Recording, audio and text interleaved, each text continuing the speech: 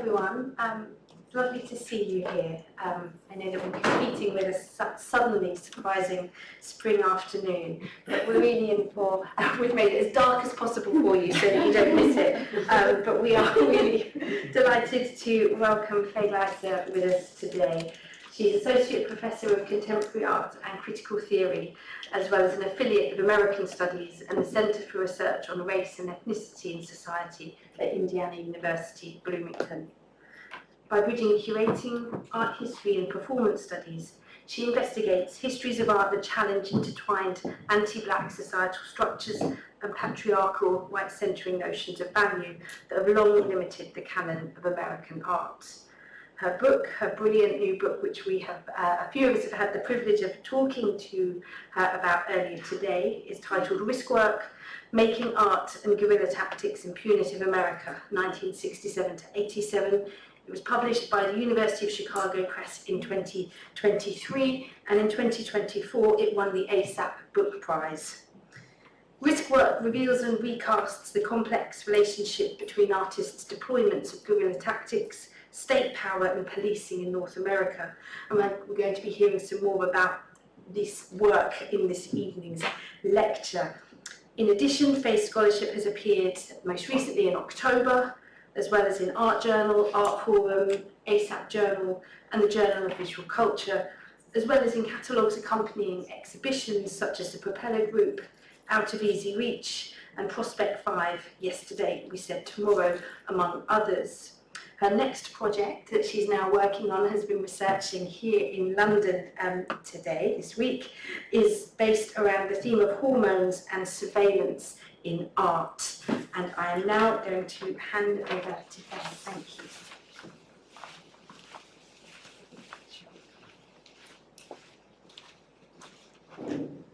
Thank you so much, Jill, for that introduction, and thank you everyone for being here. I know it is really beautiful outside right now, so thank you for taking the time to gather here. It's been really, really wonderful to spend time with the students here today. I loved talking with them, hearing about some of their research and questions, and I'm also really grateful to Diego and the team here for supporting my trip and itinerary. So, and I also have some loved ones in the audience too, from Bloomington and Chicago, so it's really exciting to get to reconnect in London. So I'm going to jump in a moment, but I just wanted to give you a kind of roadmap for this lecture. So it's a talk in two parts, really. So, and I have like another subtitle for it, which is why I'm trying to work through this idea of carceral conceptualism. I want to move towards an art history that is about developing critical vocabularies for surviving the carceral present, and I think that I approach artists as theorists of contemporary life, and so I'm thinking of how art history as a discipline can kind of keep up with the artists and what they are theorizing and have long been theorizing. So the first part of the talk is setting up the terms of this idea of conceptual carceral conceptualism that then in the second half of the talk I'll dive into. And just to say that the first half of the talk is about the book, Riskwork, and I have a copy up here if you would like to look at it afterwards. And then the second part on carceral conceptualism is completely new for you all. So I am using this talk and this space and this community, intellectual community, as an opportunity to play with this idea that's been simmering for a while, and I just haven't yet had an opportunity to talk through it. So that's all to say, please ask any kind of question in the Q&A, and I would really love to hear your candid thoughts on this idea of carceral conceptualism. So I will jump into the world of the book that I was writing on riskwork and punitive literacy as key terms I'll talk through. In the few existing documentary photographs of American artist Popel's first crawl performance, staged in 1978 entitled Times Square Crawl, we mostly see the artist from behind. A young black man wearing a dark business suit and leather shoes crawls on his hands and knees along the crowded sidewalks and crosswalks of Manhattan's Times Square. As he moves forward, pressing his knees and open palms into the pavement, The high sun casts a shadow alongside him, keeping time over what scholars guess was hours of crawling. In these three images, Popel follows the rules of traffic, remaining within the crosswalk's white painted lines, waiting at the precipice of the street for the light to turn. A rectangle of bright yellow fabric affixed to the back of his suit jacket communicates caution in the language of traffic safety. Popel intended the crawl as a, quote, symbolic action that would reorient passerbys to the spectacle of bodies lying on the ground, a response to the increasing numbers of unhoused people visible on the streets of the city, and a commentary on the growing desensitization of city denizens to their policing and the forceful removal of people on the street, in the midst of what came to be called the national homelessness epidemic and the ongoing criminalization of poverty. Popel would continue to develop crawling for decades until his death in December 2023. Within his diverse art practice, which spans conceptualism, painting, sculpture, and installation, he continued to stage crawls from that first one in 1978 until 2023. He performed solo and also organized group crawls in numerous American cities, as well as in Berlin, Amsterdam, Budapest, Prague, Madrid, and Tokyo. The crawl became a signature move within his practice, earning him and his work the label of endurance artist. But this first crawl, Times Square crawl, was particularly personal for Popel.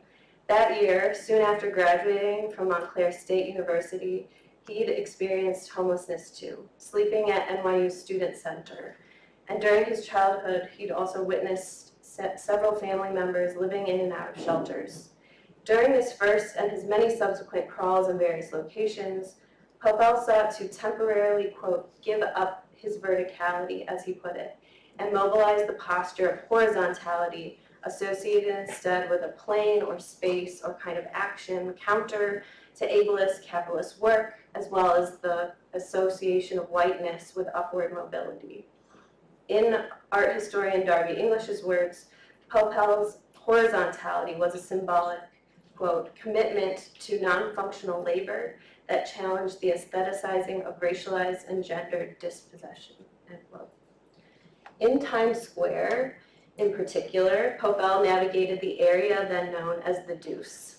In 1978, this stretch of 42nd Street and Broadway between 7th and 8th Avenues was not the glitzy commercial hub that it is today. Back then, it was known for its sex shops, queer nightlife, theaters, screening porn, blaxploitation and kung fu films, and the sex workers working the street. It was a place of cross-racial and cross-class mingling. It was known for queer knowledge development and sharing. And in response, the area was targeted for massive urban revitalization efforts as a succession of politicians sought to clean up the deviance of its growing porn and gay sex culture, simultaneously passing city ordinances authorizing police to forcibly detain individuals who they deemed disorderly. As scholars, activists, and artists have noted, redevelopment or revitalization, those are euphemisms. In this area, it meant opening up spaces to straight, white professional classes while suppressing the practice of a rich, interracial, cross-class, and queer sociality. Through this repressive effort, Samuel Delaney, for example, has written that a complex of social practices dies through these kind of euphemistic practices. And as Jack Halberstam posits, the mobilizing of the logics of safety were ultimately deployed to justify the destruction of an intricate subcultural system.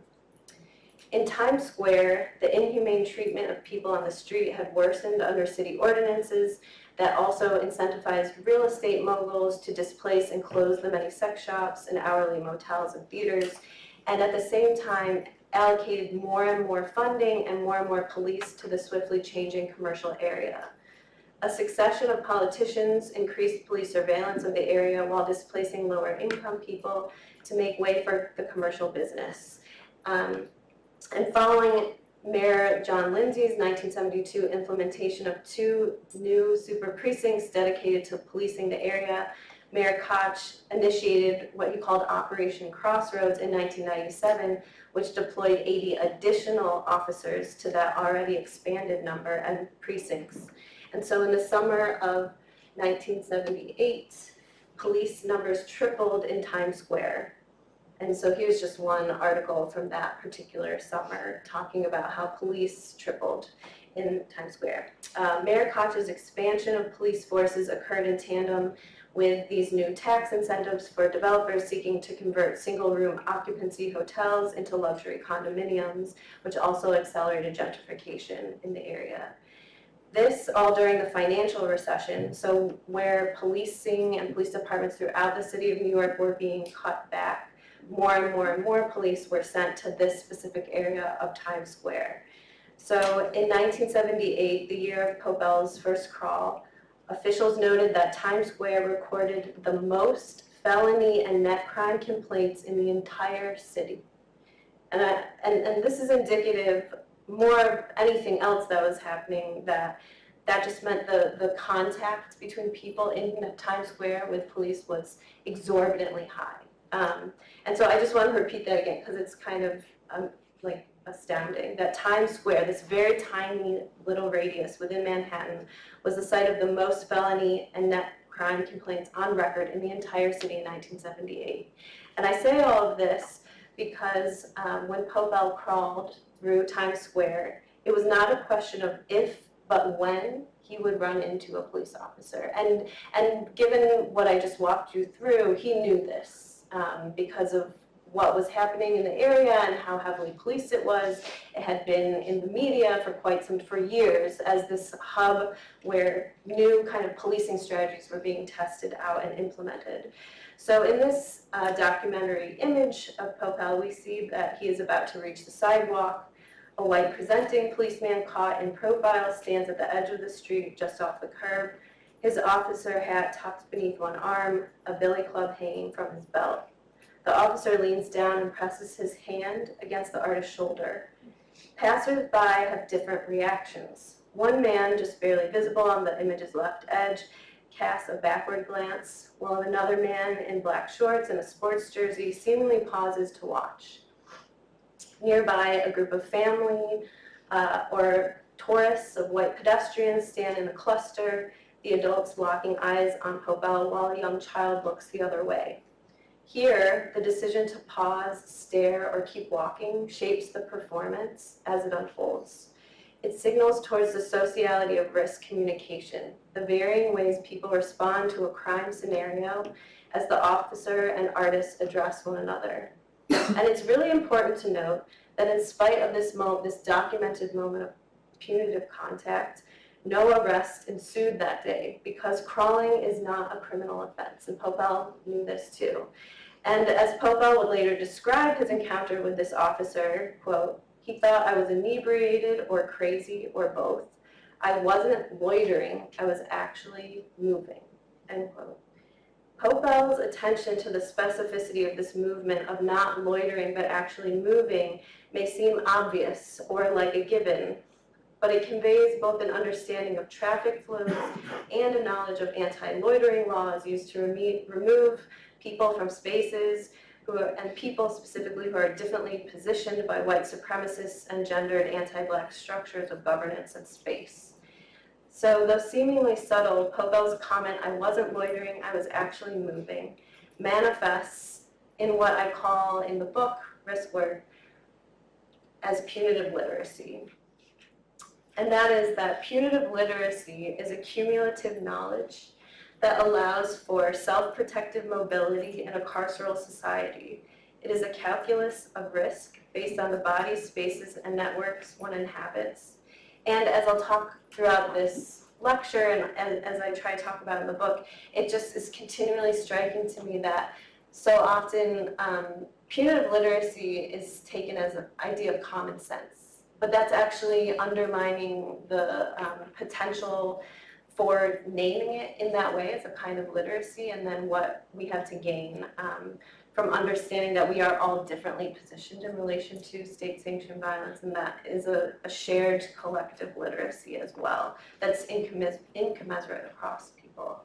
So in the book, I develop punitive literacy to address the ways that performance and conceptual artists working beyond and also in policed art-sanctioned spaces offer through their work and its discourse an archive, a record in becoming literate and scripting literacy and punitiveness, including structures of punishment as well as modes of risk-taking that subvert, delay, or contest those responses.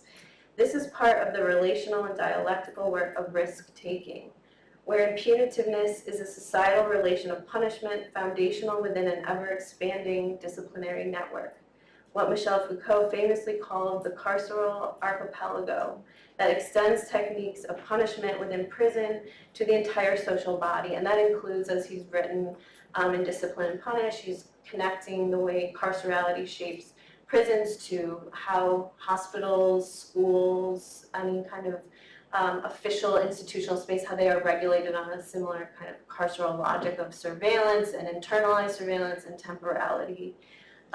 It's why, it's one of the reasons why in a classroom you have to be quiet, raise your hand, and ask to go to the bathroom. There's a certain kind of order of being present, being legible, and how to behave in these different spaces.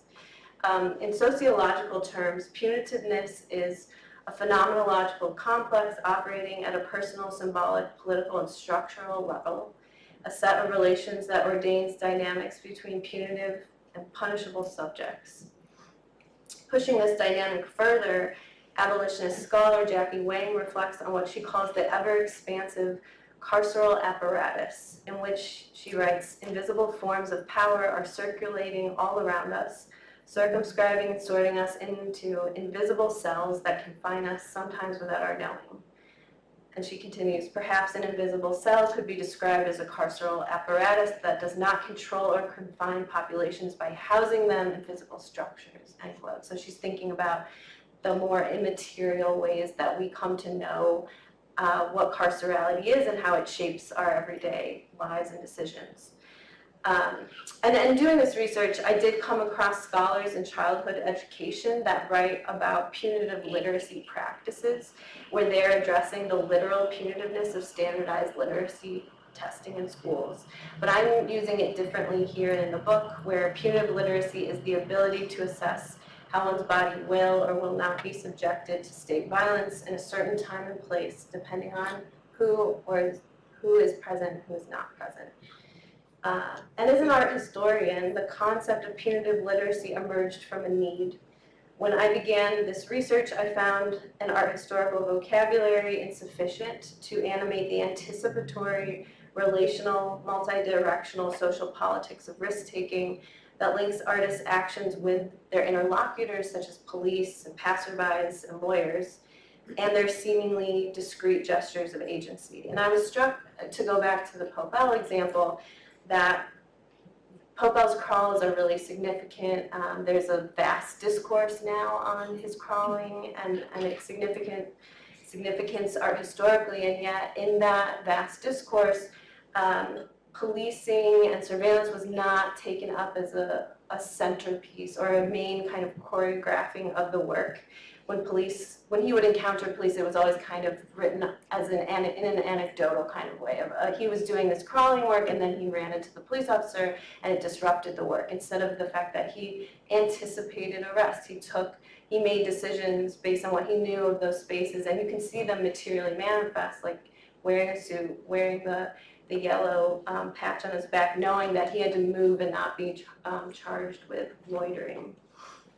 So in thinking through work like Popel's crawling, I wanted to challenge the language of symbolism, where art historians and curators would say this is symbolic, whereas I would say it's symbolic and shaped by lived realities of that particular time and place, and therefore policing and carcerality are what is choreographing some of those material decisions. It's not ancillary, it's not a symbolic gesture in that way.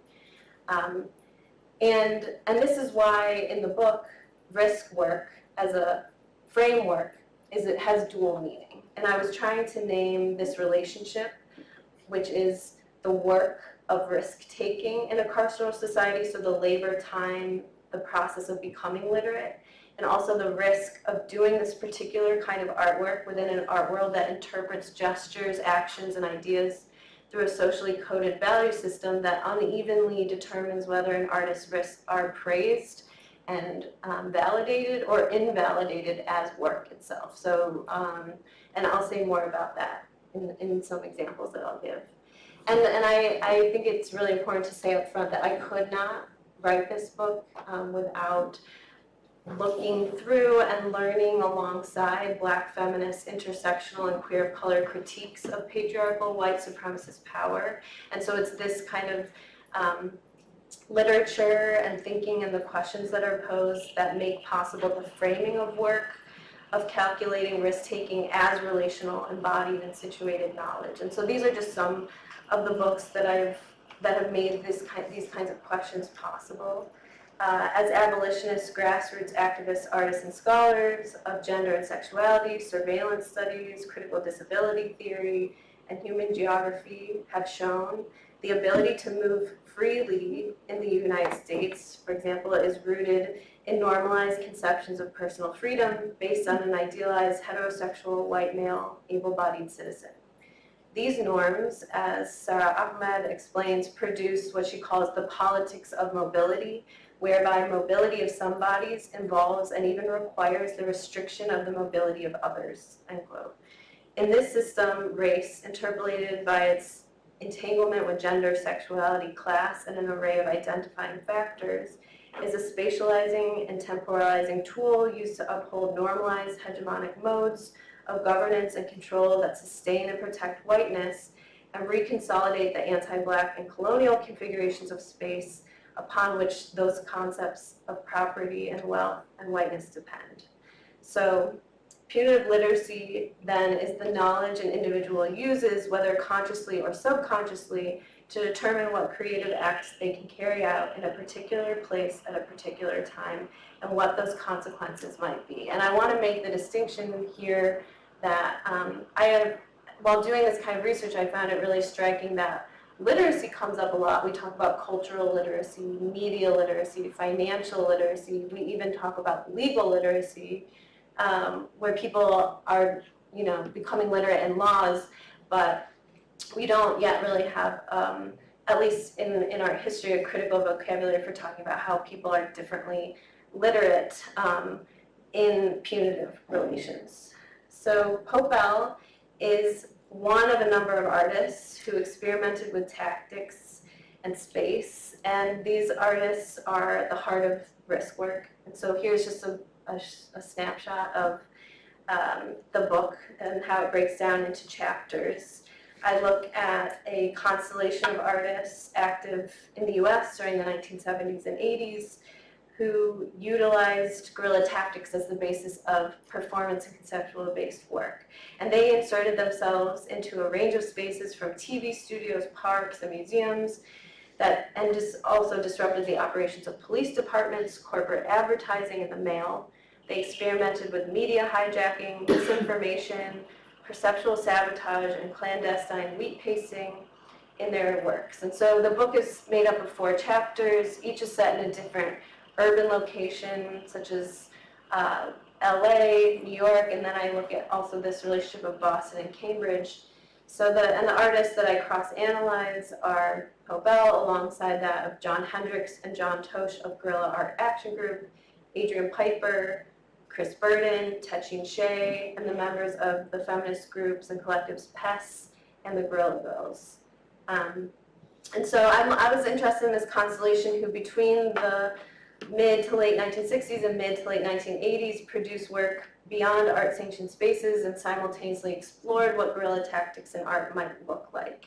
And I found it also really interesting that their work is called many different things. It's often described as social practice, activist art, performance art, conceptual art, but this through line of guerrilla was really interesting to me because of how it was so differently deployed depending on the actions and the particular artists using those actions.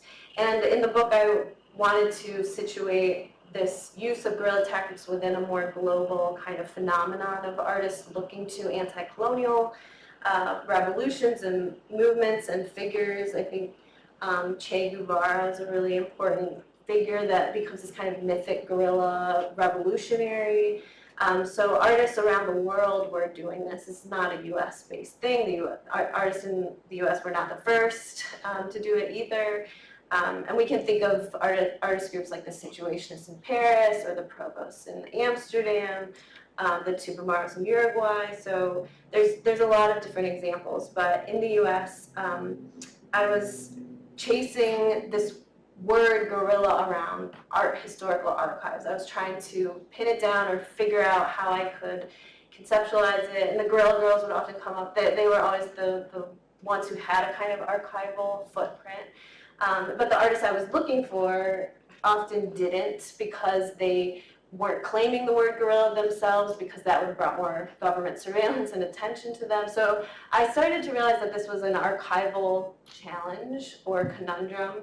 And it also meant that I had to work across a range of archives. So I started looking at government archives, the National Archives in DC. I was looking at these kinds of reports of guerrilla warfare advocates in the United States from 1968 that included armed militants alongside artists who were, they were collaborating. And I was interested in how the US government did not discern between activists, revolutionaries, and artists. That if you were using the practice of guerrilla or that terminology, then you were considered, you were put on these watch lists. Guerrilla was also shaping media knowledge and practices, and it's also shaping the emergence of art law, which emerges out of Stanford in 1978, 1979.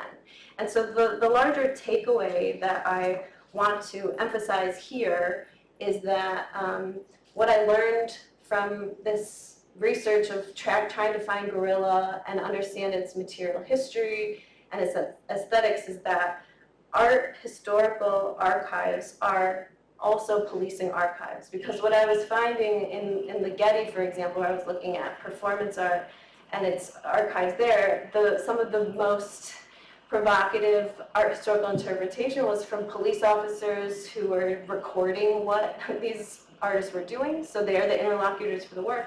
And then in the government and police archives, they're also recording what artists are doing. So in that way, police archives, government archives, legal archives are also art historical archives. So I was really interested in that porousness and what it could mean for art history. And so subsequently, one of the ways that the book is different from most studies of tactics in art is that each chapter cross-analyzes artists' decision-making processes as a form of knowledge that is not about individual agency, but structural and relational fields of manufactured vulnerability and their maintenance in and through art historical discourse. So Riskwork proposes that we take these moments of potential or realized state violence not as an endpoint or a mere symptom of artistic transgression, but again as a structural field that shapes artists' decisions to act and make art in the first place. And I center how the effects of policing guerrilla tactics that fall disproportionately and in deeply incommensurate ways upon Black, Indigenous, Brown, and Asian artists in the United States also dialectically and inversely become the basis of white artists' mobilities and their sense of safety when taking risks with guerrilla tactics as the basis of their performance and conceptual artworks. And so before I shift to the second part of the talk on carceral conceptualism, the major point here that I want to make is that in a society profoundly shaped by racial, gendered, sexualized, and class hierarchies of power, everyone calculates their risks. But some people do it consciously and under lethal threat, while others rely more comfortably on the law and police to protect them and their rights. And the magnitude of this difference has yet to be considered as a central component of conceptual art practice, which, as we know, is the medium of artwork that emerges in the 60s and 70s that is recognized for dealing specifically with legality or illegality or contracts or work or rules and regulation, and yet there's really not been an adequate, I'm arguing, discussion of how carcerality and the politics of risk-taking are shaping those decisions. So this is my shift now. So that's the book project that I've been working through, and that's kind of my point of departure for rethinking some of the historiographic conceits of conceptualism that I want to kind of push back on and think about carceral conceptualism in two ways. So the first way is that I'm thinking about how artists work through conceptual art practices like conceptual photography, conceptual performance-based work in ways that question power dynamics and reveal and critique the normalizing of carcerality in different ways. So I want to talk through that as a strategy, but also how simultaneously, and this is the tension, there's a tension between these two parts that I think makes the third part, and that's kind of where I'll end, which is that the interpretation of art and conceptualism specifically here often reinforces, reproduces, and manages the normalizing of carcerality. Just takes it as a given or dismisses the significance of it within our discourses of conceptual art. And one way to talk through that, for me personally, is that when I was writing the book, which was originally a dissertation, I was writing the dissertation at Northwestern when I was doing my PhD, and I was a curatorial fellow at the MCA Chicago. I was an assessment curatorial fellow. It's really an incredible opportunity. I'm happy to talk to any grad students interested in it. Here, you get to curate 2 shows in the museum, and you get mentored by curators. It's phenomenal.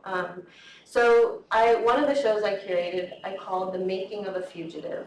And I'm realizing now, looking back, that that's where some of these questions about carceral conceptualism started simmering. I didn't have the language for it then, but the show, the title came from this pretty iconic cover image of Life magazine from 1970, where you see Angela Davis, and it says, this cover story is The Making of a Fugitive. Angela Davis had recently been on it says, look, in smaller print, wanted by the FBI, Angela Davis. She was put on a top 10 most wanted list, being accused of crimes she didn't commit, and had this kind of spectacularized trial. And so this is a very mediated story. And Angela Davis, I'm sure you're all familiar with, but being this philosopher, scholar, activist, articulating Black power, and also pushing an abolitionist framework forward, still very active and influential. And so I was looking at this cover, and this was kind of I stared at this cover for a while because there was something about it that I was looking at how this cover story is the making of a fugitive, and gives us this image of Angela Davis framing her in a very particular kind of way. And then I was struck as, an art history doctoral student by the fact that there was another headline here too. I mean, there were 2 other ones, but the one at the top is the sculpture of Matisse. And for me, this kind of cover image became a composite kind of object lesson, because I was thinking about how The Making of a Fugitive was actually a very poetic kind of title, but it puts emphasis on the fact that fugitivity is made, that it is learned, it is about literacy. Like, we are conditioned to images of fugitivity and criminality, but we are also conditioned to learn how to discern beauty and innocence and form, through art history. And so for me, it was actually very poignant that the sculpture of Matisse was on this cover of Angela Davis being framed as a fugitive. And so the concept for the show, The Making of a Fugitive, was one where I looked at the permanent collection of the MCA Chicago and was looking at artists who, for me, I was understanding how they were teaching us how we become literate in fugitivity and in innocence and beauty through this entangled kind of knot. And so this was where I think I was learning through contemporary art practice that carcerality at its core is conceptual. Not to say it doesn't have, it comes with its extreme physical violence, but the way it is managed and upheld is through the ways we internalize concepts of punitiveness and carcerality that then change how we move and are in the world. And often carcerality is conceptualized by the state as a form of care. That's how we take care of people, that's how society takes care of itself. if you see something, say something. Like there's a lot of ways that that kind of carcerality is a literacy, and it's not neutral at all.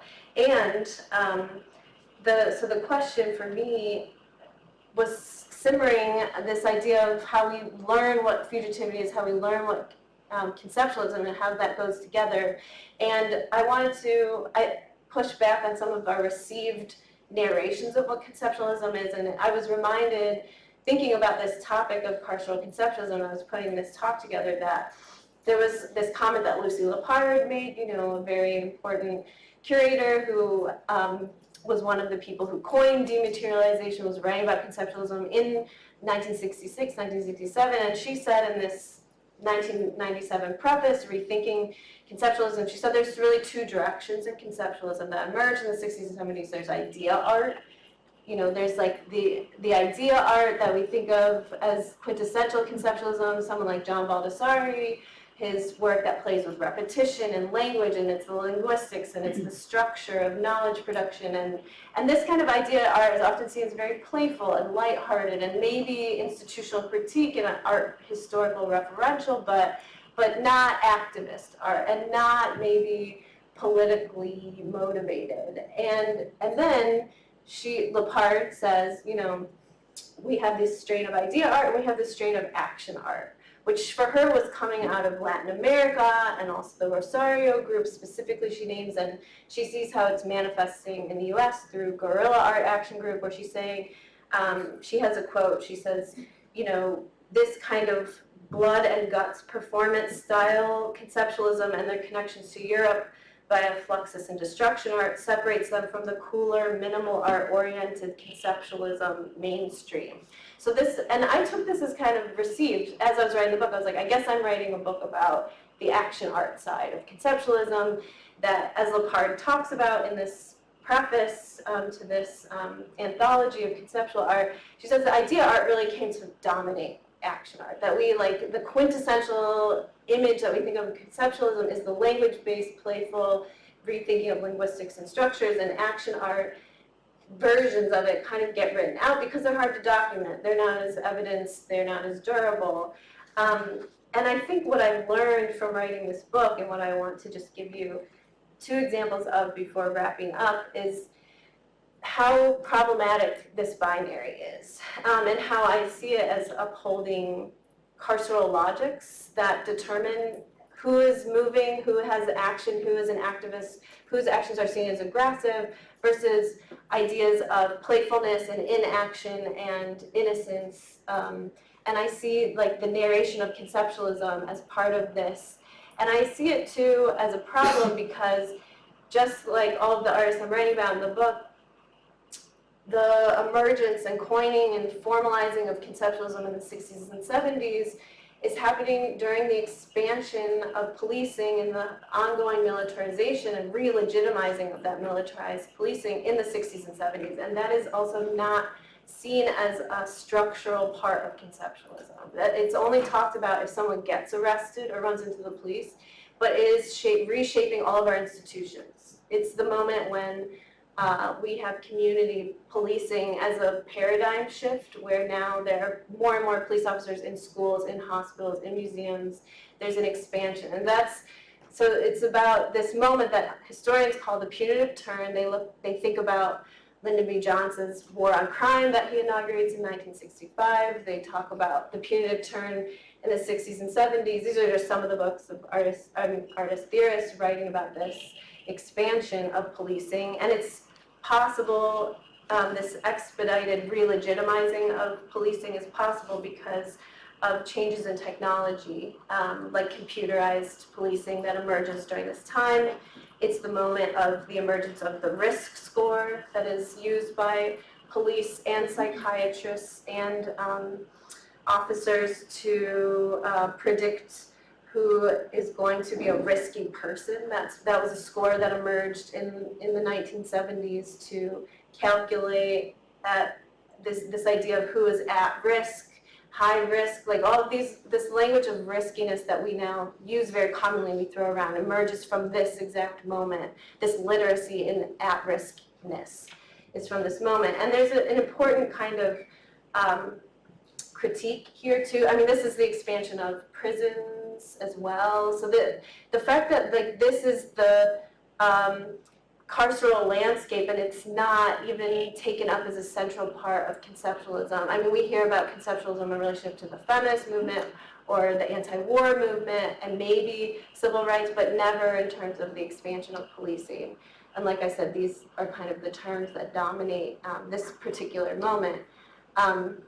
But I wanted to point out too that this is also a mythology, that this is a moment of the punitive turn. It's just one of many terms that are part of the foundational establishment of the United States. And as scholars have said, that the US being the most punitive country in the world because of the millions of people that are incarcerated. So it's important to also think about this moment not as the punitive turn, but just one of many punitive turns that are part of this expansion. And in the book, I started thinking about the politics of that binary of idea art versus action art at the level of chapters. So chapter 1 was thinking about hit and run aesthetics and trying to push back on the flattening of action taking that doesn't take into account the politics of risk taking. And so in this chapter, I was thinking about hit and run, whereas in the second chapter, I was thinking about stillness and inaction. But for me, this kind of example, this relationship of Chris Burden, a white male artist who becomes very famous for his quote-unquote risky work, works like this, like Dead Man in 1972 that he does in West Hollywood, where he, puts himself under a tarp in front of his car, in front of a gallery in West Hollywood. His plan was to light flares, have them go out after 15 minutes, and then to stand up for whoever was around to see it, to say this was a conceptual sculpture, a social art sculpture. But somebody walks by, sees this, thinks there's been an automobile accident, calls the police come, lift up the tarp, he's smiling, and they arrest him for causing a false emergency to be reported. And there's a 3-day trial, he's acquitted, but it launches his career of him becoming the danger artist. And he takes certain risks at this time and then kind of veers away from that and does sculptural installation. But he gets his name, he gets this trajectory because he gets written up in the New York Times in the 70s for being the risk artist. And he said he was really annoyed that the police came. Like, that was not part of his intention. It wasn't a work critiquing policing or thinking about that. And he said he was surprised the police came. And people have said that's because that's a sign of his white male privilege. And I want to just slightly push on that to say, yes, and I think it is also a manifestation of his punitive literacy, because his literacy in policing was that he did not expect to be policed. And he also, because he had less contact with the police because of his positionality, also went into this social public space expecting to survive an encounter should it happen. And he was correct. So this is his punitive literacy actually choreographing his work, letting these flares burn out. He gets arrested because of his punitive literacy. I would argue that conditioned him to expect for this to not happen, or for if it did happen, for it to be okay. Whereas Osco, contemporaries, Chicano artists in East LA, the temporality of this work looks similar. There's flares, but there's very different temporalities because these artists were living in East LA, which was heavily policed. They expected there to be police. They expected, as Chicano artists, to be surveilled in Los Angeles. And so this is a conceptual photography work where they had to quickly burn flares, take the photograph, and this is a photograph to disrupt the sensationalizing of Chicano gang warfare in East LA. But they take this picture very quickly and then get out of there because they expect the police to come. So there are different temporalities shaping this. Their punitive literacies choreographing the work differently. And both of their punitive literacies, Osco and Burden, are shaped by real researched evidence changes in predictive policing.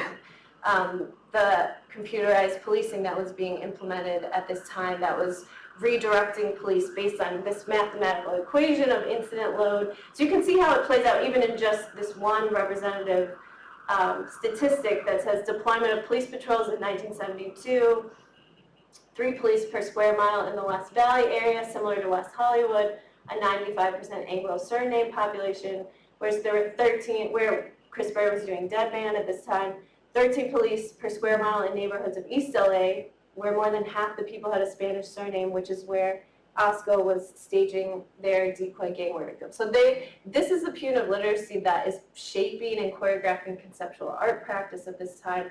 But again, it doesn't yet have an adequate place in the interpretation. And so to begin to wrap up about this idea of carceral conceptualism, I wanted to think about in this chapter how Adrienne Piper does her mythic being performance conceptual practice. She is sitting as the mythic being, an alter ego persona on a bench on Harvard's campus. She labels this work loitering. And you could look at the image and say nothing is happening, except if you know what loitering is, there's something else you have internalized and are seeing in this image. If you know what loitering is and you look at the image, it's not in the image, it's in you, that you have a temporality that is telling you to read inaction through a criminalized state-sanctioned kind of policing and removal of bodies. So there's a way that conceptualism has the tools to teach us to unlearn how we normalize policing or how we've been deputized to discern action or inaction in this way. And the argument that I'm working towards here, working out with all of you right now, is that I want to say that it's really important to put works like idea art next to action-based conceptualism, because there is a punitive literacy that is moving across both of these. That we, to see this work by Adrienne Piper and loitering, and to understand that internalized temporality of loitering by looking at Piper sitting in the middle. I also want to argue, even in this idea art, that for you to get the joke, I will not make any more boring art, I will not make any more boring art, that is a punitive literacy too. That is through your educational system that, you're told to write things on the board until you get it right. But these are, punitive literacies don't only happen in certain kinds of gestures or sites. It's a whole structural apparatus, that carceral apparatus that Jackie Wang was talking about. And when we only say that action art is part of the carceral or bringing that up, we're just normalizing other forms of punitive literacy, like what Baldessari is playing with in this idea art piece that his students were doing. So to kind of summarize, how do the ways we narrate conceptualism reproduce and normalize carcerality? The carceral, I'm arguing, is necessary for understanding what conceptual art does. And what I mean is like the historiography of conceptualism, what it does, how it's teaching us to discern between action, inaction, punitiveness, innocence, when something's happening, when it's not happening. I'm saying that art discourse is not only shaped by these punitive literacies, but actively deputized discernment. And if you look even just a little bit further in the archive, it's there. So this is a quote from Baldessari, who was living in LA at this time in the 70s, considered this quintessential conceptual artist. He says, reflecting on LA, he says, "It's weird, I never knew the OSCO artists, for instance. I think it's due to the geography. You don't have the chance to socialize. Los Angeles is a series of city-states. There are communities here that I haven't been to even now. I was living in the Venice, Santa Monica area, and that's where most of the white artists were at the time. You might hear something, but I never met anybody. We all knew about Watts Towers, of course, as a landmark, but even then you were always warned about being careful when going down to see it, because you're in South Central and blah, blah, blah. You're taking your life into your own hands," they would say. And this is how this kind of punitive literacy comes up, and then there's no follow-up. There's no follow-up or further development. It's kind of just this anecdotal, blah, blah, blah, you know what I'm saying. But it's shaping where Baldessari went, who we met. It shapes these ecologies of knowledge production in the art world, and it also normalizes this taking your life into your own hands as shorthand for risk work and the ways its racial implications get euphemized. Baldessari's comment frames exposure to danger as a choice for example, for white artists based on where they did or didn't go. And I can say more about that in the Q&A too. So I know I'm almost at time. I wanted to just point to briefly two other implications, and then I'll stop. One is how artists' arrests shape art law that I mentioned. And that's because whoever gets arrested becomes legal precedent. So Chris Burden is cited, so is Jean Toche. They get cited in the art law that emerges in the 70s out of Stanford because they have the punitive literacy and they expect to survive these carceral structures.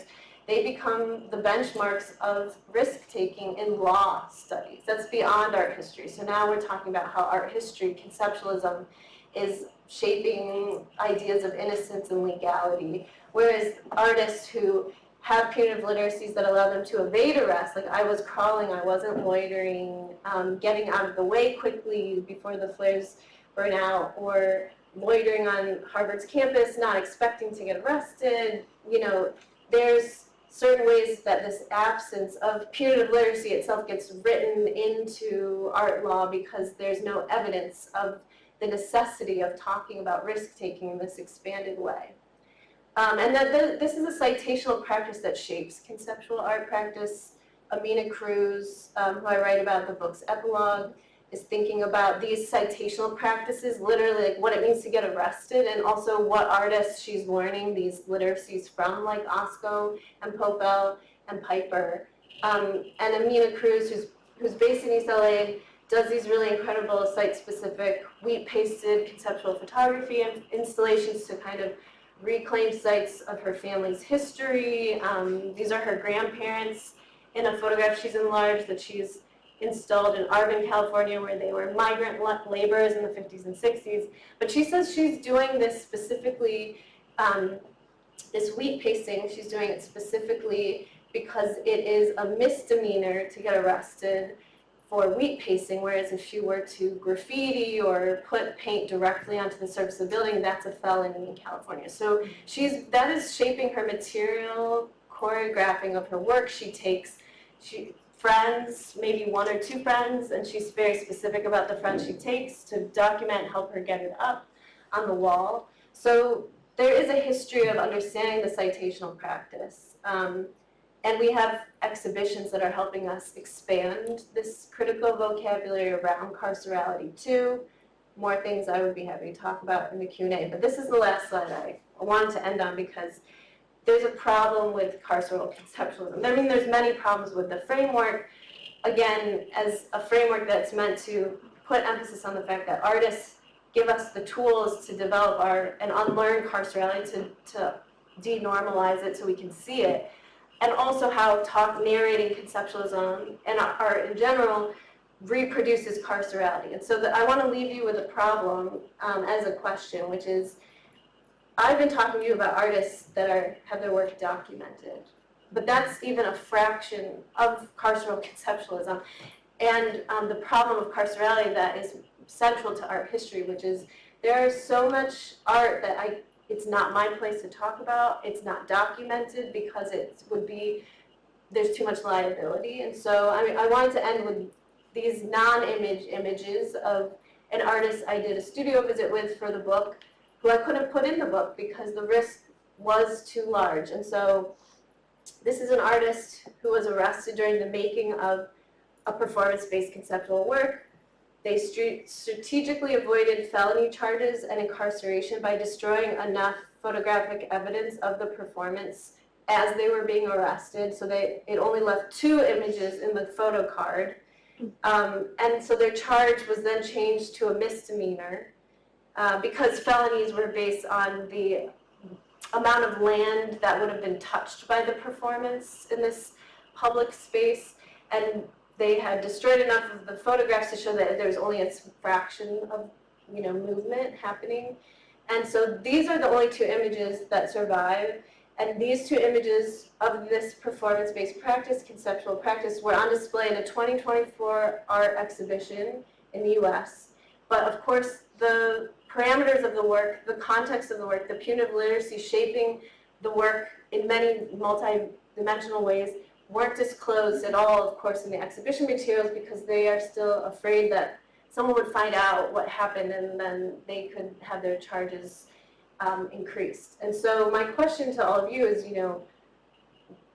how much of art history is shaped by what we can't talk about or isn't documented purposefully, intentionally, and what kind of other words or concepts could we develop to name this kind of liability, riskiness, not being able to, evidence something and have it still count as research or work. There's such an emphasis in art history and publication on show the image, get the archival thing, otherwise it's not legitimate or it's not being upheld. And so these are some of the questions that I have and want to bring forward by naming as a question carceral conceptualism. So thank you so much. I really look forward to your questions and thoughts on these concepts and questions.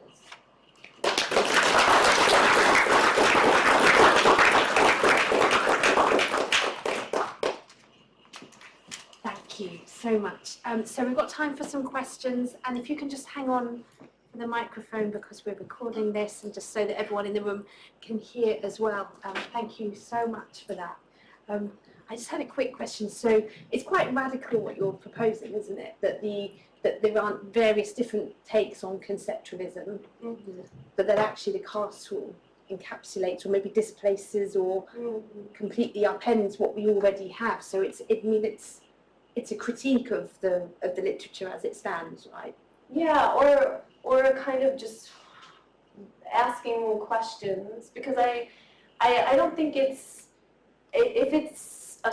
the carceral is structural, which it is, but it differently and incommensurately affects people based on their different vulnerabilities to state-sanctioned violence, then it's not any one person's job. Like I'm not trying to, critique a specific person or exhibition. It's more what can we learn through the carceral as a framework to then go back and look at the received knowledge, quote unquote, that we have, and to think of it, I really think it's important to return to art history as something that isn't just a history of art, and I'm not the first person to say that, but as a form of knowledge production that is gatekeeping, holding certain ideas of value and structure in place. And so I feel like there's a lot to still look into and gain from asking that question, what is the historiography, what is the narration of art history actually doing? It's methodological, isn't it, the question? This isn't about these particular examples. This is something that operates across the field. And that it's very active right now. You know, like this isn't in the past. When I'm teaching Intro to Contemporary Art in Bloomington, Indiana, like it's live, it's happening right now. I am implicated in the potential carceral conceptualism that is being expanded if I don't name it and critique it and try to, invite people into the conversation also to ask these questions. Yeah, super interesting. Let's see if we've got any. Oh, there's a question there.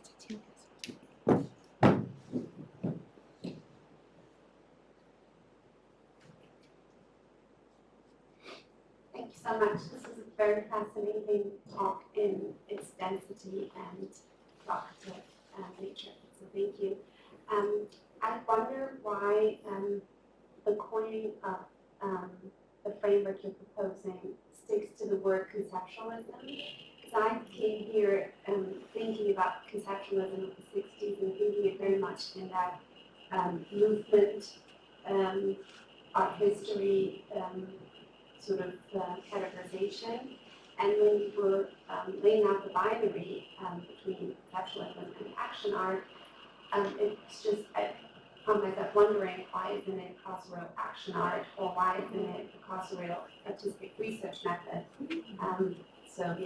What do you do with that term? Yeah, thank you. That's something I've been wondering too. And that's why I wanted to make sure to also have this work cited here. I mean, because I showed the books that were really significant, influential with the theoretical. There's also exhibitions and curators, Risa Puleo, Nicole Fleetwood, Janet Dees, Alison Glenn, who are conceptualizing, thinking about these relationships of power. And there's a really useful interview that Nicole Fleetwood gives talking about marking time, this important show, Art in the Age of Mass Incarceration.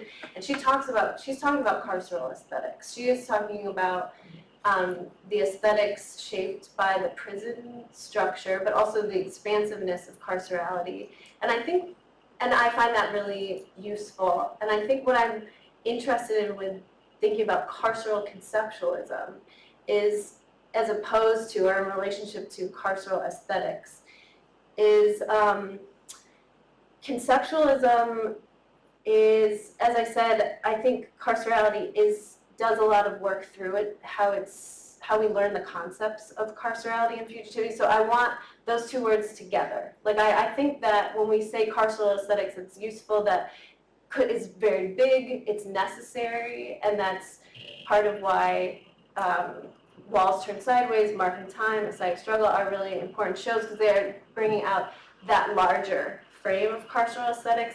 And there's something to me about putting pressure on conceptualism specifically, because what I'm afraid of is that what happens when we have a very large frame like carceral aesthetics is that we still just look at the most extreme version of carceral aesthetics, or when police are present, when a prison is there, when there's that conflict. And I want to name carceral conceptualism just as a contribution to that larger conversation, because I don't want conceptualism to fall out, because I think it would be very easy to say, why should we look at Baldessari? Why should we look at artists who are just playfully, lightheartedly, thinking about regulation and order? So I want the conceptualism to be put under pressure. And I'm also influenced too by Yu Sung Kim's new book, The Politics of Collecting, where she is challenging the history of conceptualism and Duchamp and the ready-made through property relations and whiteness. So I think there is more and more work, and also because conceptualism has become such a dominant form of contemporary art practice. Like, it is so expansive, and there's a way in which I could see it really easily falling out of a conversation of carceral aesthetics. And by combining those words, I want to push it right back in. So that's kind of my thinking on that. But I've also been wondering, because I think carceral aesthetics it moves in so many directions, and so this is just pinning one part of the conversation on conceptualism.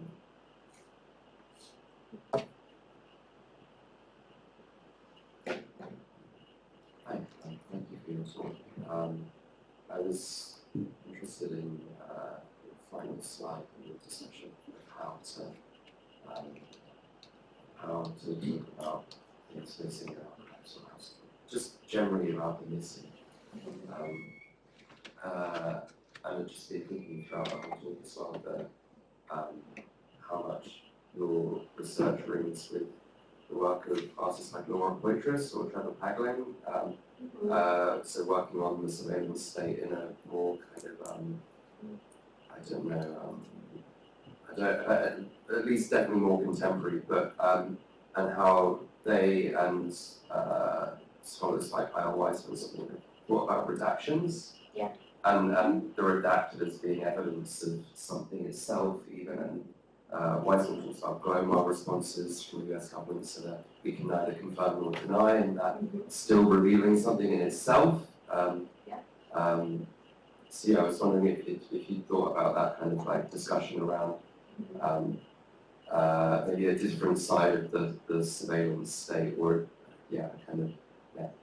Yes, thank you. I think that's part of why I like thinking of carceral conceptualism as a two-part, three-part kind of concept that foregrounds how artists give us tools, how they are theorizing carcerality in really important ways. So, and that for me too is that was an important part of risk work. It's an important part of the ongoing research, which is to say, artists are theorists, and people in a lot of different disciplines would do really well to look at what artists are doing, how they're uniquely positioned to think about carcerality and the surveillance state through aesthetics, materiality, and movement, and like surviving those structures.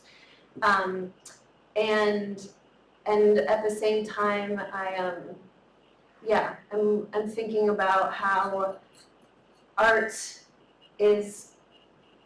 has a much bigger probably possibility. Art has a bigger possibility when we think about our own punitive literacy shaped by artistic practice. And I've been making these kinds of slides where I'm thinking about how we're also in a moment of expanding state surveillance through technologies. I was trying to talk about that in the epilogue, where I'm looking at the metadata on our phones. So there, I'm looking at Sonic Insurgency Research Collective, who's thinking about the sound of policing through the sirens that we hear. How, again, that's also has a conceptual and action-based kind of moment of confluence, because you don't see police, you might not even meet with them, but you feel it, like the siren tells you to do things. So, so I've been thinking about how we are in this expansive moment of our own punitive literacies. We're also sharing them collectively through the technologies we have, and the different apps that we can use, and thread chats, and all, like Signal and things like that. So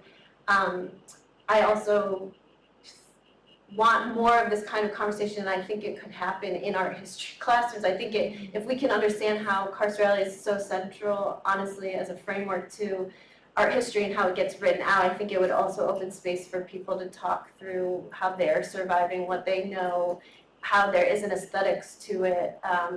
It would just open other questions of research too. So yeah, just being able to bring in art about the history of redaction, but also pushing it even further to, like, where have you seen things redacted in your life? That is your punitive literacy too, and like, what questions do you have about these aesthetic fields? Because I do think about, to go back to Popel where I started, I mean, his practice is say art is about conversation, it's about people asking questions, it's supposed to create dialogue. So I think there's a lot of possibility there.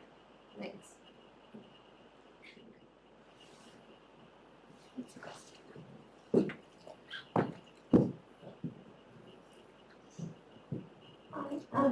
Thank you so much, this was fascinating. I was struck by how the word choreography kept on kind of coming up a lot in the discussion, in both parts actually. And it seems to me that, when you're representing this kind of binary between idea art and action art, that's also binary in a way between performance and conceptual art, or kind of language-based work and body-based work. And it seems to me that there's an argument that I think kind of is part of discourse as well, about kind of trying to present embodied knowledge of the law. So I was wondering how these ideas around mobility, but also kind of in connection to the body explicitly, because I think it's also kind of a way of questioning this kind of divide that is kind of entrenched in art history between performance and on the one side and conceptual on the other. So I think, for example, the work of Ian Piper, that really comes through, and sort of how her guerrilla performances or actions, were also kind of being conceptualized in relation to her.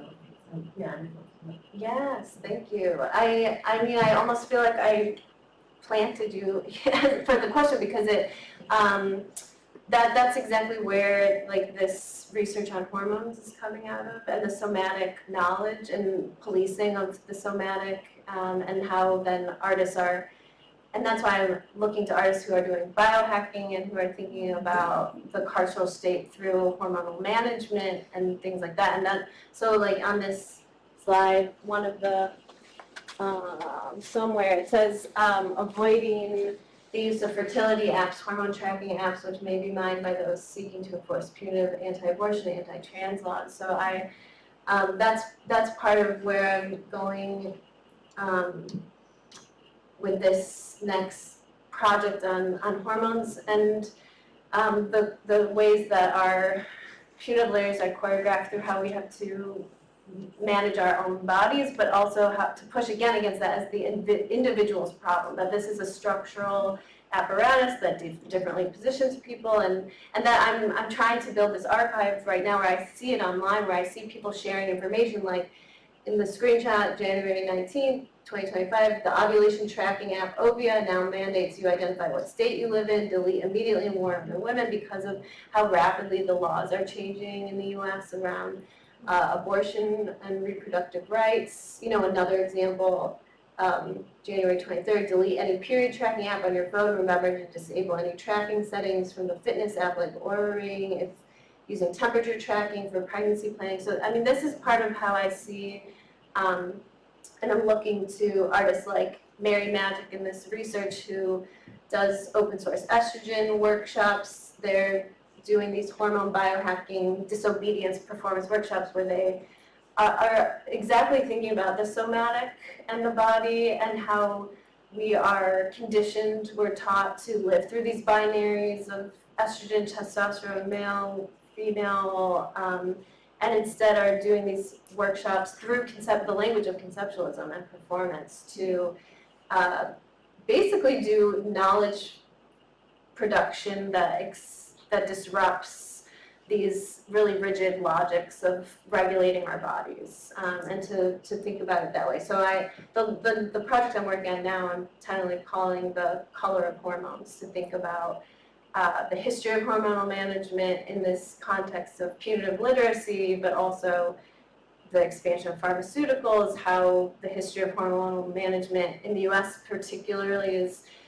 deeply entrenched in the eugenics of like the 1920s. So, and then looking at how contemporary artists are disrupting that relationship of policing and body regulation. So I don't know if that directly answers your question, but I got excited because you asked about other directions for somatic, and I do think about the word choreographing a lot in terms of wanting a language to put emphasis on the fact that these decisions, this is knowledge, that it's not ancillary to art history, even though for so long we've been told that art history only should focus on these very evidenced practices or certain parameters of value, and that the other things, the personal, the private things, should fall out to the side. Not to say that artists have been doing it. Artists have always been pulling that in, but the art historical discourse, like what makes it into the textbook, what makes it into the lecture, is still very limited and rigid. Hey, thank you so much. Just before we thank Faye again, I'd just like to invite you to join us just back down the corridor for a glass of wine, and we can carry on talking for a little while longer there. But for now, thank you. That was wonderful. Thank you.